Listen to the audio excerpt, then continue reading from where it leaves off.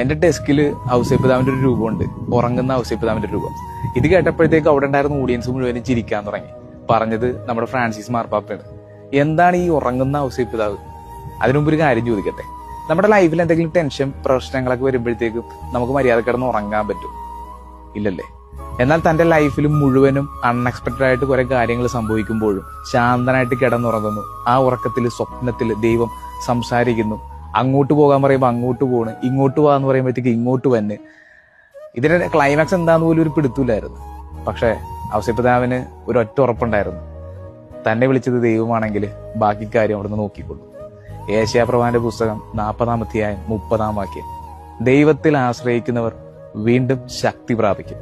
അവർ കഴുകനെ പോലെ ചിറകടിച്ചുയരും. അവർ ഓടിയാലും ക്ഷീണിക്കുകയില്ല, നടന്നാൽ തളരുകയുമില്ല. എന്റെ ഡെസ്കിൽ